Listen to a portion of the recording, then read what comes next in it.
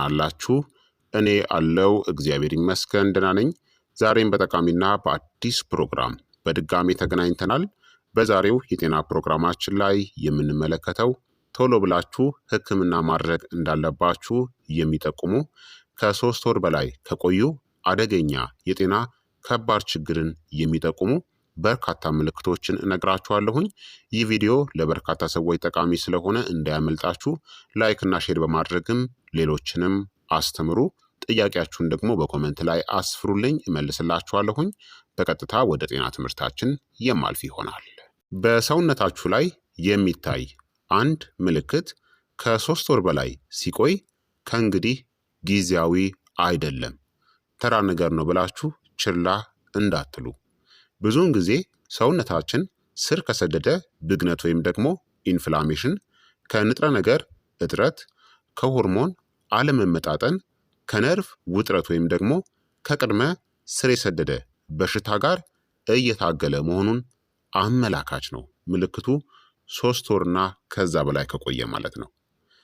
በቅድሚያ የመጀመሪያውን ልንገራችሁ። አንደኛ የማያቋርጥ ድካም ከተሰማችሁ ነው። ከእረፍት በኋላም ቢሆን ማለት ነው። ይህ ከተሰማችሁ ከእንቅልፋችሁ ደክሟችሁ የምትነቁ ከሆነ፣ በቀን ውስጥ ጉልበታችሁ የሚከዳችሁ ከሆነ፣ እንቅልፍ የማያስደስታችሁ ወይም ደግሞ የማያረካችሁ ከሆነ ይህ ምንን ሊያመለክት ይችላል? የብረት ወይም ደግሞ የአይረን፣ የቫይታሚን ቢ12 ወይም የቫይታሚን ዲ እጥረትን ሊያመለክት ይችላል። የታይሮይድ አለመመጣጠን፣ ስር የሰደደ ብግነት ወይም ደግሞ ኢንፍላሜሽንን እናም የቅድመ ሜታቦሊዝም በሽታንም ሊያመለክት ይችላል። ታዲያ ለምን 3 ወር አስፈላጊ ሆነ? አጭር ጊዜ ድካም ከሆነ የሚሰማችሁ የአኗኗር ዘይቤ ሊሆን ይችላል።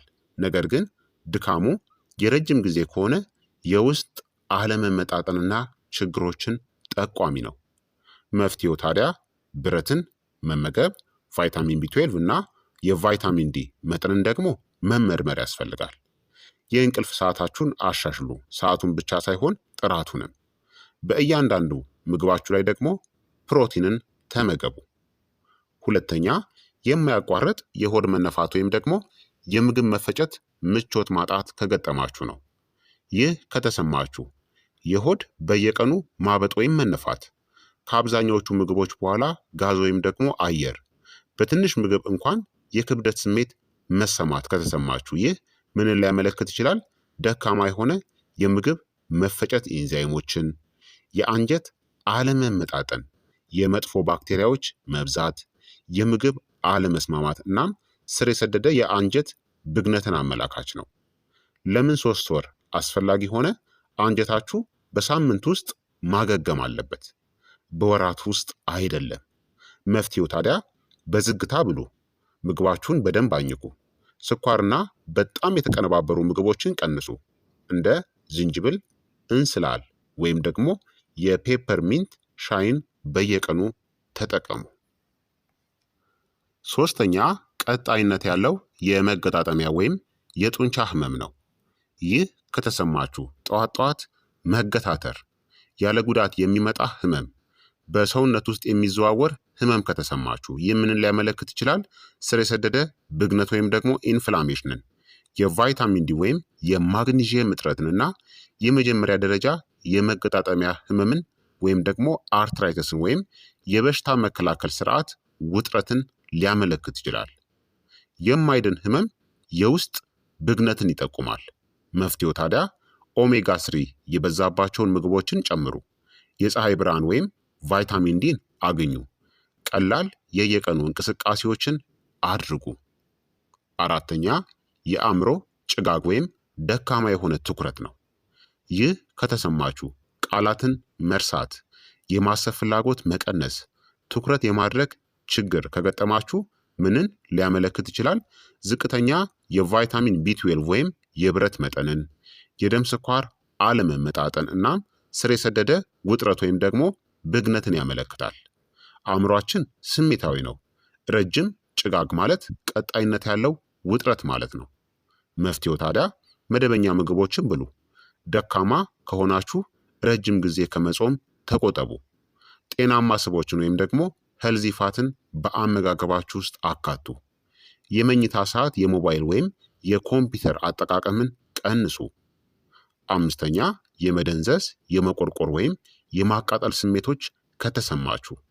ይህ ከተሰማችሁ በእጅ ወይም በእግር ላይ እንደ መርፌ የመውጋት ስሜት፣ በሌሊት የማቃጠል ስሜት፣ ደካማ የመጨበጥ አቅም ወይም የሚዛን ችግሮች ከተሰማችሁ እነዚህ ምንን ሊያመለክቱ ይችላሉ? የነርቭ መጎዳትን፣ የቫይታሚን ቢ12 እጥረትን እናም ከስኳር በሽታ ጋር የተያያዘ የነርቭ ውጥረትን አመላካች ናቸው።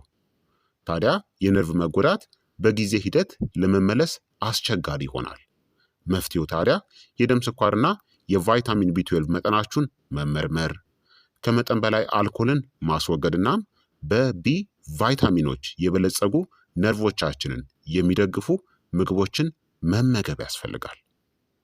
ስድስተኛ ምክንያቱ ያልታወቀ የክብደት መጨመር ወይም ደግሞ መቀነስ ከገጠማችሁ ነው።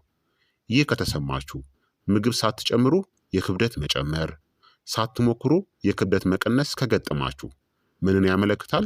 የታይሮይድ ችግሮችን፣ የደም ስኳር አለመመጣጠንን እናም የምግብ የመምጠጥ ችግሮችን አመላካች ነው። የክብደት ለውጦች የሆርሞን እናም የሜታቦሊዝም ለውጦችን ያንጸባርቃሉ። መፍትሄው ታዲያ ምግባችሁን እናም የምግብ ፍላጎታችሁን ተከታተሉ። ፕሮቲን እናም ፋይበርን አመጣጥኑ። የታይሮይድ እናም የግሉኮስ መጠናችሁን ተመርመሩ። ሰባተኛ የቆዳ የፀጉር ወይም የጥፍር ለውጦች ነው። ይህ ከገጠማችሁ የፀጉር መሳሳት ወይም መርገፍ፣ የሚሰባበር ጥፍር፣ የደረቀ የሚያሳክክ ወይም የጠቆረ ቆዳ ከገጠማችሁ ምንን ሊያመለክት ይችላል? የብረት የዚንክ ወይም ደግሞ የባዮቲን እጥረትን ያመለክታል። ደካማ የአንጀት የመምጠጥ አቅምንና የሆርሞን አለመመጣጠንን ያመለክታል። ቆዳ እናም ፀጉር የረጅም ጊዜ የአመጋገብ ሁኔታን ያሳያሉ። መፍትሄው ታዲያ በማዕድን የበለጸጉ ምግቦችን ጨምሩ።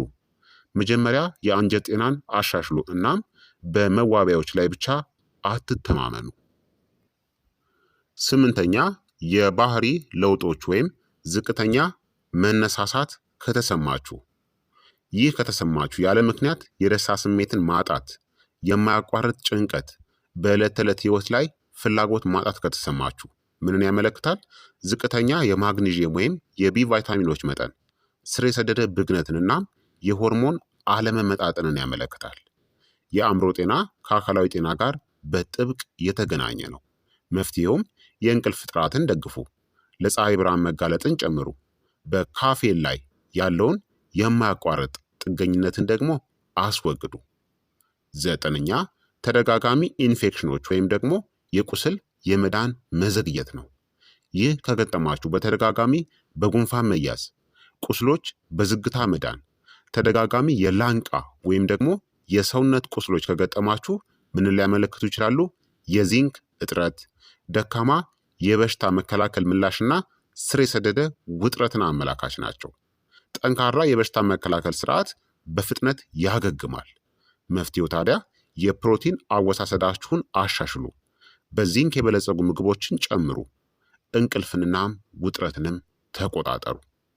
ታዲያ ወዲያውኑ ደግሞ የህክምና እርዳታ መቼ ነው ማድረግ ያለባችሁ? ምን ምልክቶች ሲገጥማችሁ?